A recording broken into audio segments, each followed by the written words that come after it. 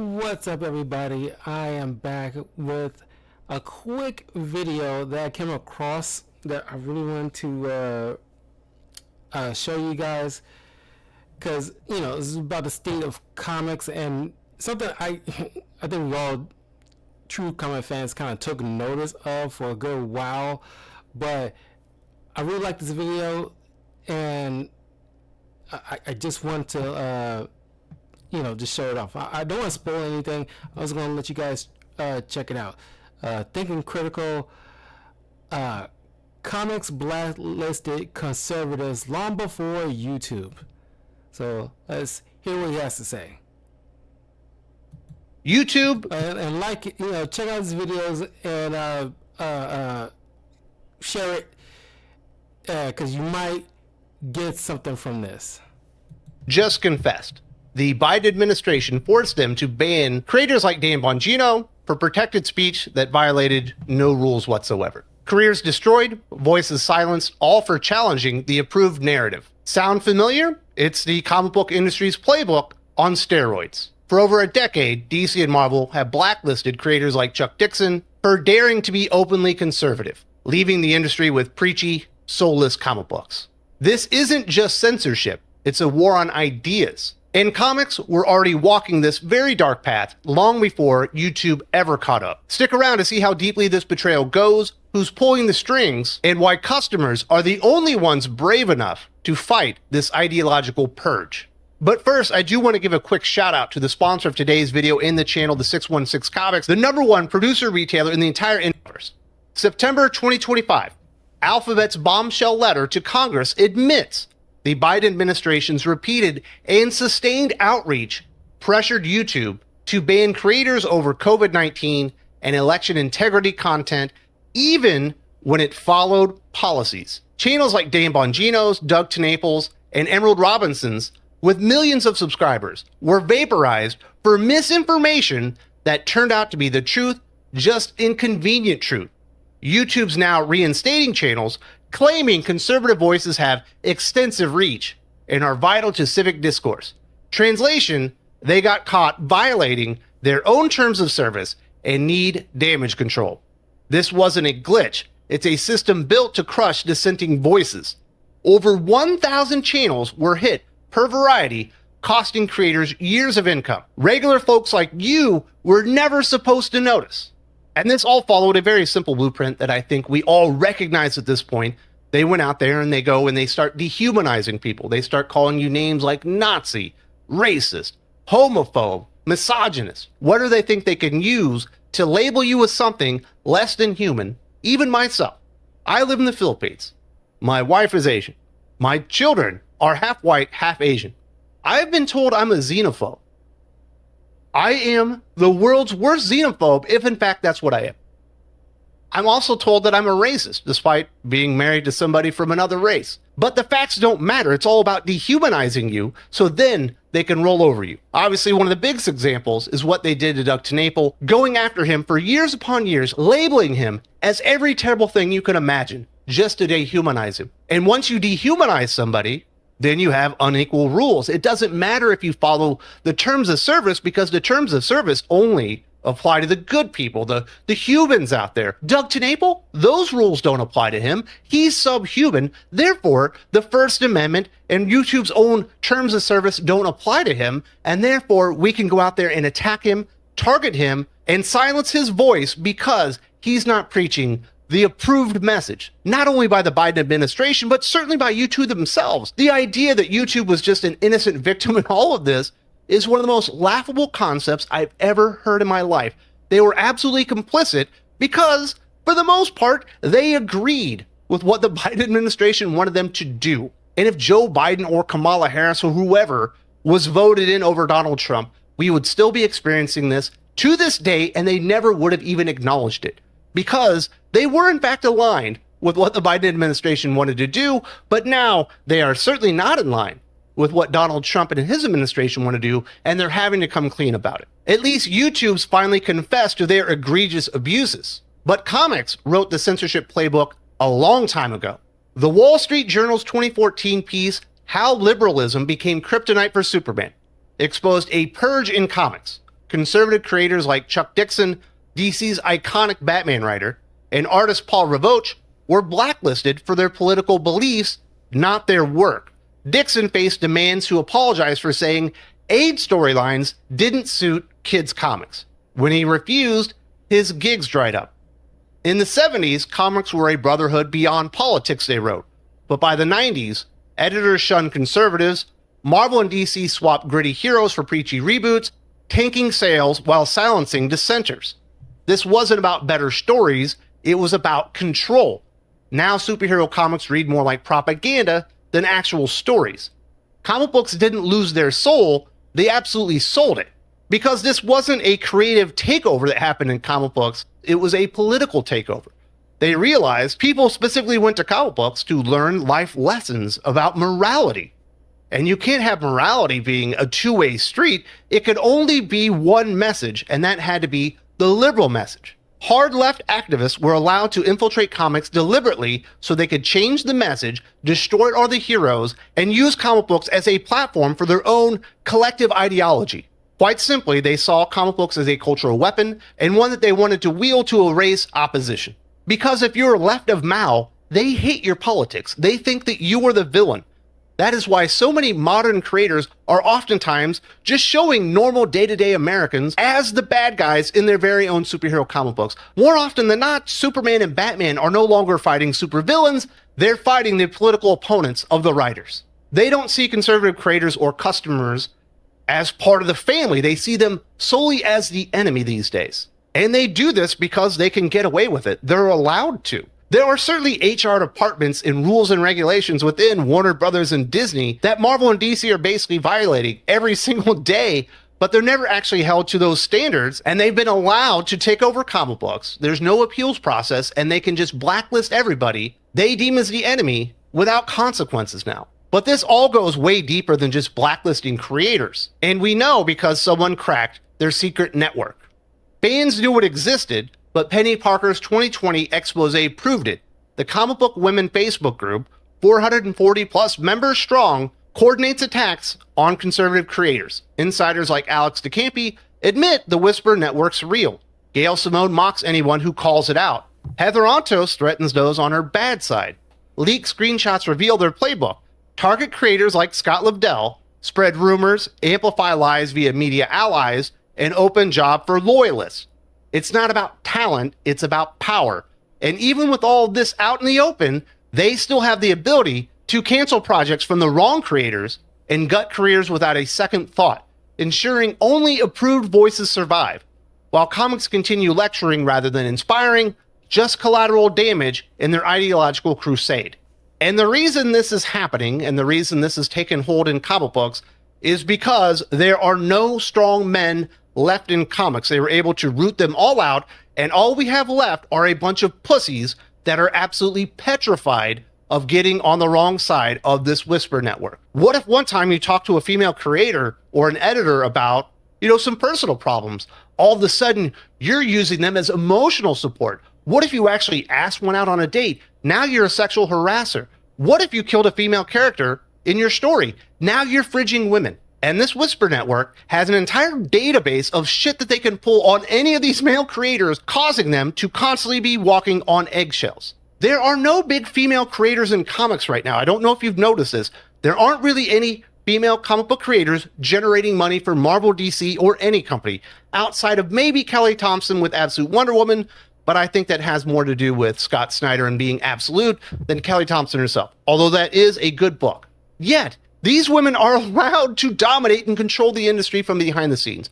Do you remember when Scott Snyder was on vacation with his lovely wife and kids and got called out and made to apologize because he wasn't in the know while everyone was spreading around that "we will not rape women" fucking sign or whatever ridiculous thing was going around comic books during the Me Too movement? There are probably 2 or 3 creators in the entire comic book industry as big as Scott Snyder. What is it, like Robert Kirkman, Scott Snyder, and maybe a Greg Capullo? And he bowed down to him. That's how much power they wield behind the scenes, because they weaponize the one thing the comic book industry is absolutely addicted to: optics. What if I told them no on a project because they weren't the right creator? Oh my goodness, that would make me, in their eyes, a misogynist, and that would ruin my reputation. And these guys are so fucking scared of their own shadow at this point, they've allowed a group of 400 screeching hens behind the scenes that make no positive impact on comic books today to control things. Because they've literally written everything down, they have all the leverage, and with that leverage, they are able to keep these men in line. And because these very men are the ones that let it happen, now we're just supposed to pretend it was always this way. The industry didn't get more inclusive, it got captured. There's only one way you can think in comic books these days, and it's all controlled by a group of people that couldn't sell a fucking comic book if their life depended on it. At least YouTube is out there admitting, hey, yeah, we went out there and censored people, we destroyed lives, we destroyed channels, all for political ideology. But comic books will never do that. We're just supposed to sit here and nod along and be like, oh yeah, that's the way it's supposed to be. It's not the way it's supposed to be. Chuck Dixon should be writing at DC Comics right now. Mike Baron should be doing the fucking Red Hood book, not Gretchen Felker Martin. There are so many talented conservative creators that can't even get a foot in the door anymore, despite generating millions, and in the case of Chuck Dixon, perhaps tens and hundreds of millions of dollars with their fucking ideas over the years. It's absolutely disgusting what has happened to comic books over the years. We're talking about it now because YouTube came clean, and it's time for the comic book industry to start coming clean as well. If you would like more information on the Whisper Network, I actually had a conversation about 4 or 5 years ago with our good friend Perch called The Whisper Network is Watching You. I think you should definitely check that one out. It spells it all out right there. I do appreciate the time. And remember to keep thinking. Yeah. That's why I've been so, like, watching what, being more mindful of what comics I'm reading nowadays. More often than not, I've been, just reading older comics. And I get so annoyed with certain people who say they're comic book fans and using that excuse like, oh, comics always been political. You remember when back in the 40s, that was super political. Yeah. But A, there was like a balance, and B, they weren't so like heavy-handed with it or telling you what to think. You can have a comic talking about gun violence, but they don't be figure wagging and telling you what you should be thinking and what is the right way to think, and leave it, ambiguous enough and let both sides of the argument speak, what they think, and you leave it to the reader to draw your own conclusions, but tell it into a nice, concise story. But don't forget, this is still a comic, so there has to be a superhero fighting a super villain, and the themes and the lessons should be secondary. The same thing with like animated films that we've been getting too, or some movies in general, where it's all about the message. And you get some of these activists behind the scenes taking over. This is why sometimes gatekeeping is like necessary, because we can't be too inclusive in certain areas, because bad faith individuals will creep on in under the guise of you doing the right thing, and then all of a sudden, when you least expect it, it's like, oh, I don't like how this is. It made me feel a certain type of way. And not to look like a bigot, they will just kowtow to that one single person and telling them to kick rocks, because this is how look, this is how Star Wars is. You don't like it, you can get the heck out. This is how Marvel is. You don't like it, you can get out. This is how DC is. You don't like it, you can get out. Okay? Because this is a boy brand initially. Sure, girls can come on in, there's no problem. But don't forget, who was this geared to in the first place. You can like Star Wars too, whatever demographic you're from. But don't forget who this was initially from. You are guests, for all intents and purposes. But now, all of the stuff that young kids, and that's what they try to mold pretty much young kids to thinking their way is the righteous way. Why you think we got Tim Drake all of a sudden become bisexual out of the freaking blue? Why you think we got Iceman all of a sudden he's gay out of the freaking blue with no rhyme or reason? Because they want to, instead of just rely on creating their own unique original character, who happens to be trans, who just happens to be gay or happens to be bisexual, they can't rely on people because they can't write worth a damn. They just take what people already like, who had the cachet and goodwill of people over many generations, and it's like, okay, let's slap this label on them so they can start preaching our narrative. And if they got something, negative to say, no matter how like correct it might be, we can just use the shield of, oh, they just homophobic. Boom, cut the conversation right there. It's like, no, you all know what they're doing, and they're, like he says, pussies out there who don't sack up and say, you know what, they got a point. You guys are wilding. We need to overhaul here. A massive overhaul. Comics has been like janky as hell for a good long time. And I think, I'm pretty sure I noticed it prior to this, but I think like the most concrete thing that kind of got my mind thinking about this crazy change is the Iceman thing. And then it starts stacking up. Then the next critical point was the Tim Drake thing. And then the next critical point was the last straw, in my opinion, where I really kind of like, okay, this is kind of crazy, is when they made John Kent Superman's son, all of a sudden he's gay or bi or something like that. I forget which one.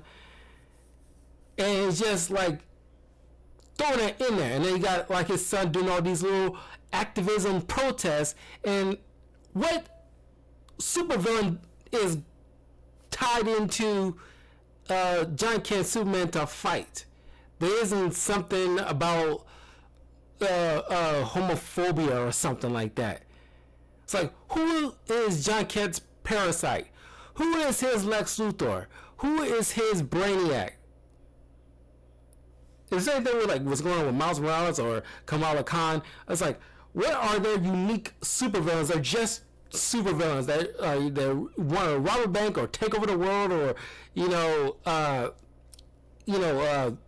trademark fish or whatever. They don't want to put in the imagination or the brain power to create something original because they can't. It's lazy at best. And like, if somebody competent who don't just get their balls out of somebody's purse and just become a freaking father in this kind of situation and tell them what's what and what we're not going to be doing anymore, or we want to scale back and not give a damn about their little whining and crying. And it'd be like Dave Chappelle in that Netflix situation. It's like, I don't give a damn. You can boycott, you can piss and moan all you want. I'm going to do my thing, and I'm going to respect the art. They don't respect the art. They want to use it just to try to mold young kids. And or you think that it's like, why do you think people are rolling their eyes when they call things woke? This is what they're talking about. It's annoying. It's cringy. It's played out. They're being lazy, and we gotta, more people who claim to be comic book fans, who say they like us, this kind of stuff. You gotta take your feelings out of it and look at it objectively and take notice. Okay, and definitely like vote with your wallets, but take stock and understand. Okay, maybe you've gone too far with this. maybe people in our particular communities have gone too far with this. And the same thing with like people who want to lean too hard into African American stuff and like racism. Look, I get it. There are some things that will probably call for that, but if you inundate the zeitgeist with that kind of stuff, it pollutes it. When I want to read a Miles Morales comic or a Luke Cage comic, sometimes I don't want to hear about, how tough it is being black. I think we get enough of it. Okay, it's like I want that kind of stuff dialed down a bit, and I'm pretty sure there's people in the LGBTQ community there might be some that actually feel the same way about okay, I think we need to scale back the whole pride stuff. Let's scale back the trans stuff. Okay, let's calm it down. Like, I want to read a comic without them getting into it about, like, if you're trans. I'm pretty sure there's some out there that likes comics, but don't want to keep reading about a comic going through trans issues. It's kind of like, okay, can I just read a Wonder Woman comic with her just fighting Cheetah without it being like a whole political thing? They're stopping her from, like, I don't know, turning people into cat people or something. I don't know, but just can we just have like a normal superhero versus supervillain fight and just it be that? That's why I'm thinking. That's why the Marvel Ultimate Universe and the absolute DC Universe is doing as well as they have, because those are, honest to goodness, true blue, like, comic book stories. This isn't like bogged down with political ideology or race baiting crap. At least not so freaking much of it. There's a story.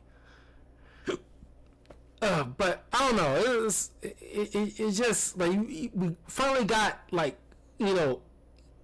full admission and clear admission that most comic book fans have been saying for the longest time, but been blown off about it. But now it's like right there in your face. It's not something that they can hide behind anymore. But they think they don't need to hide behind it anymore because they think, like, oh, we pretty much covered, like, we pretty much controlled the whole entire thing, so they can't say nothing because we can just hide behind, like, oh, they're just an Islamophobe, and they, hide behind that shield.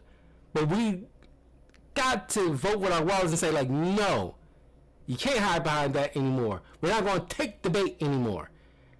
We're going to have, like, even some people on a particular race or a particular community be on our side to say, like, no, you're lying. You're lying because you just got some chip on your shoulder and you just want, like, oh, let's get Superman to attack the people that I feel like hurt by when I was growing up, or I feel like they hurt somebody that I knew growing up in college, or blah blah blah. It's just like I want Batman to punch out that people who didn't hire me because like of I was whatever. It's just like, okay, it's not even about superheroes anymore doing superhero stuff that we expect them to do.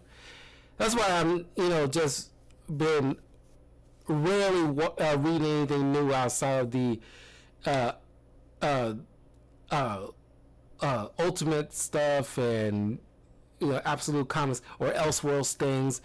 In terms of mainline stuff, I am super picky at this point.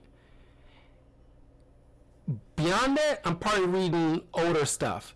When I have kids, I'm gonna just have them read stuff from like, early 2000s on back. And in terms of current stuff right now, I'm gonna be very post 2010s. I'm gonna be very picky about what I'm gonna have them read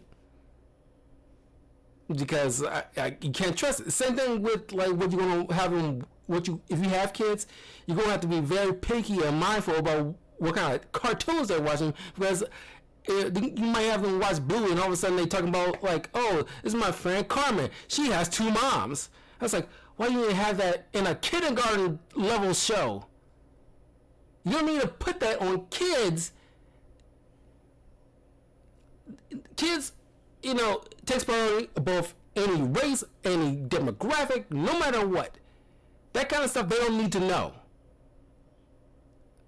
And it should be left up to the parent to decide whether they have questions because they actually went to school and see somebody with 2 moms or with 2 dads, and they have a question. Leave it to the parents to decide how they see fit of handling that situation. We don't need any comic or TV show or movie tell you what to think. They are not the parent. You trying to be under the guise of, oh, we're doing well because, we just don't trust, like, the parent to be, like, doing the right thing, quote unquote, because, like, you think every person is a freaking bigot. It's annoying, and there needs to be, like some serious consequences. Like I said, vote with your wallet. That's probably the best way to teach these companies, like, that kind of lesson. But anyway, leave a comment below. Let me know what you guys think. Because I don't think I'm being unfair here. I don't think Critical Thinker here is being unfair. But leave a comment below, and I will see you all later. Peace.